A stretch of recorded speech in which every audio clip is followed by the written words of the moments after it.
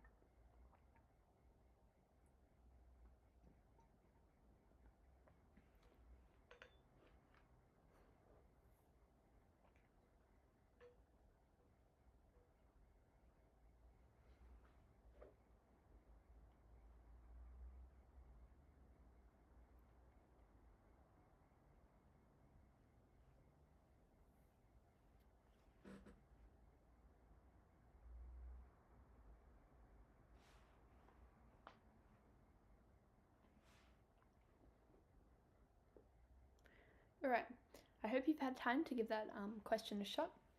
We'll consider all the answers we've been provided before we give a solution.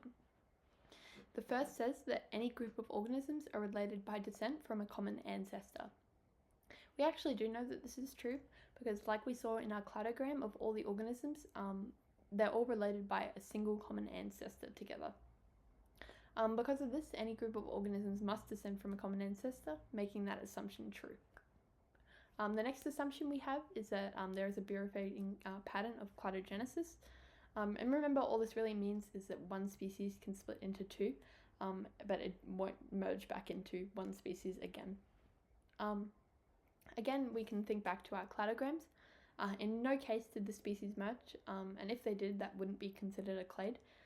Again, you can just draw back on common sense. I would figure it's highly unlikely that you've ever seen two species diverge and then converge again, or at least heard of that happening. And because of that, we can eliminate that answer as well. We can eliminate it as true, sorry. Because the first two are true, we actually already know our answer, which is E. However, I will mention that this last assumption can also be derived from a cladogram. It makes sense that in order to differentiate between species, their traits must naturally change. As you would have seen, we were discussing earlier, species can be defined by their morphology and their genetic differences. And all of this comes together as essentially their traits. So naturally, you would expect to see different traits between different species. All of that is why E is our correct answer. We can eliminate D because we know that our first three assumptions are true. And answers A to C are really just the three assumptions of cladistics, which you are expected to memorize, unfortunately. So take a second to read over them, and then we'll move on to our next question.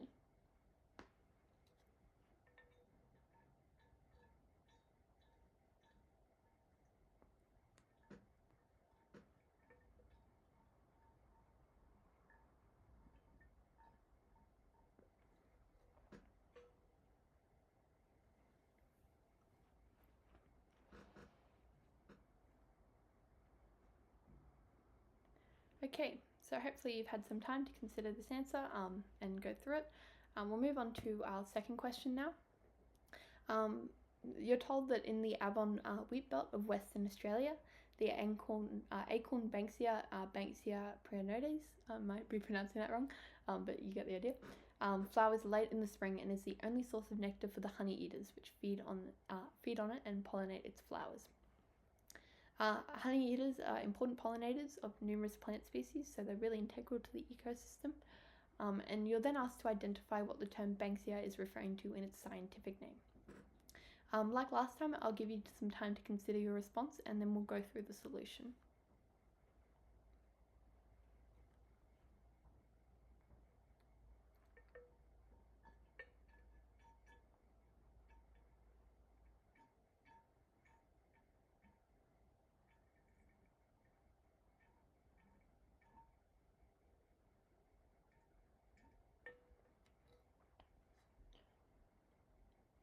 Okay, I'm going to give you a little less time for that one, just because I think that if you know the answer, you know it. If you don't, you might not.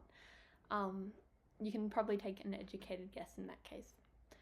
Questions like these are extremely common to see in the multiple choice of the exam, which is why I mentioned that you should memorize the Linnaean classification system pyramid. Remember that mnemonic I was discussing, King Philip came over from Germany swimming. Again, choose your own if you'd like. But it is expected that you're able to memorize these different terms that we use to describe species and classify them. Admittedly, this question is probably a little bit difficult to answer since you've only been introduced to the naming conventions today, and again, this is something you will learn to memorize. But I do want you to think back to the Homo sapiens example. In that case, I mentioned Homo was referring to the genus, while sapien was referring to the species. And like I mentioned, this applies from every animal in the animal kingdom where we have a scientific name. So the exact same, as you would expect, applies here.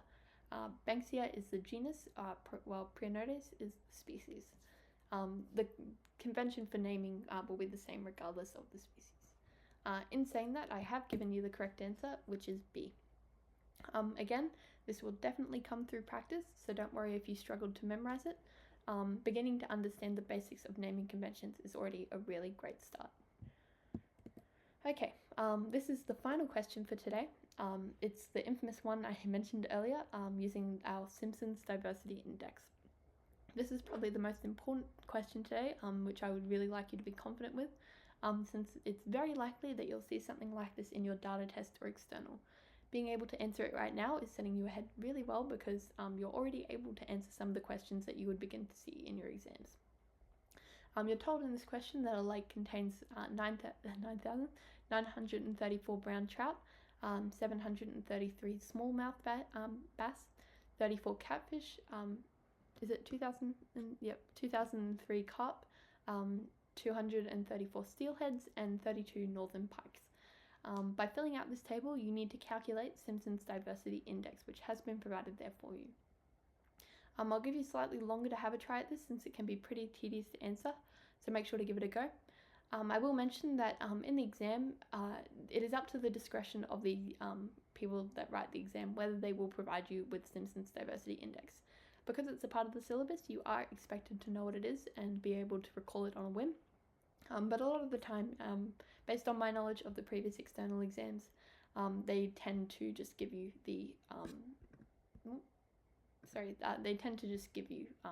the formula, but still memorize it. But again, this can be a bit of a tedious question to answer, so I'll give you a couple of minutes to have a try at it, and then we'll walk through the solution together.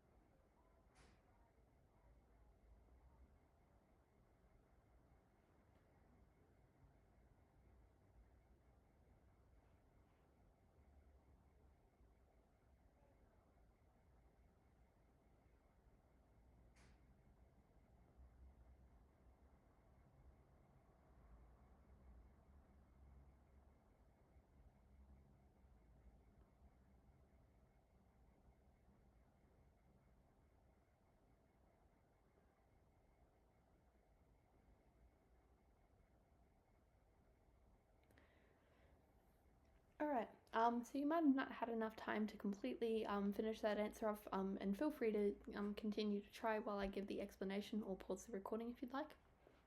I'm going to switch over to the answer now and explain how we would calculate this. So, even if you haven't been giving a table in the exam, I highly recommend drawing one out like this. Trust me, it will make doing all the calculations you have to do 10 times easier. While these calculations aren't necessarily difficult, there is quite a lot to do, and it can be really easy to make a follow-through error. So doing things like this will prevent or help you prevent from doing that. So the first step in any of these questions is to calculate the total number of individuals, which in our Simpson's diversity index formula is represented as capital N. This is really simple. You just add all the values that you were given in the question, because that's the number of each of the species individuals.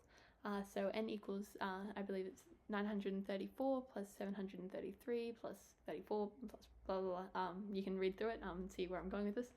And this comes out to be equal to 2,936.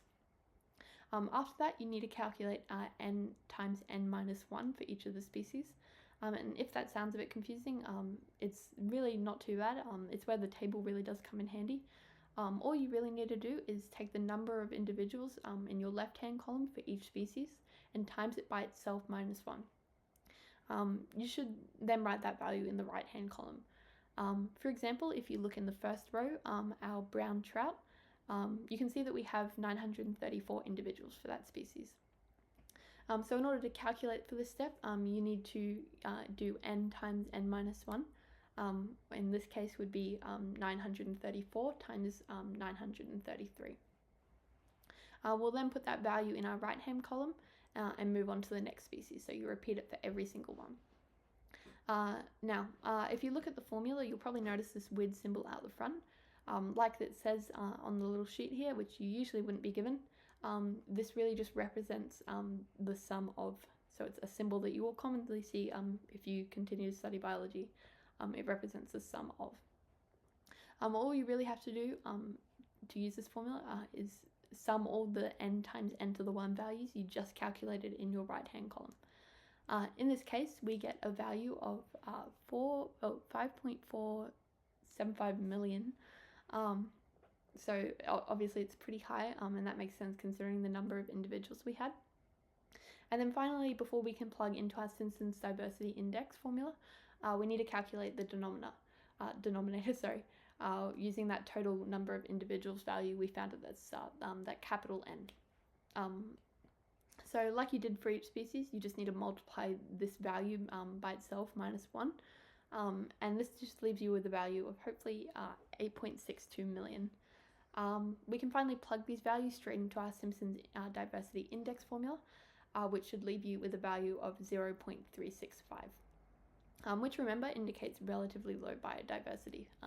Remember, 1 would be representing infinite biodiversity and 0 would be representing none, which makes sense if you look at the data. We had 2,003 carp and a lot of brown trout and smallmouth bass, but we didn't have that many catfish and steelheads compared to, or northern pikes as well.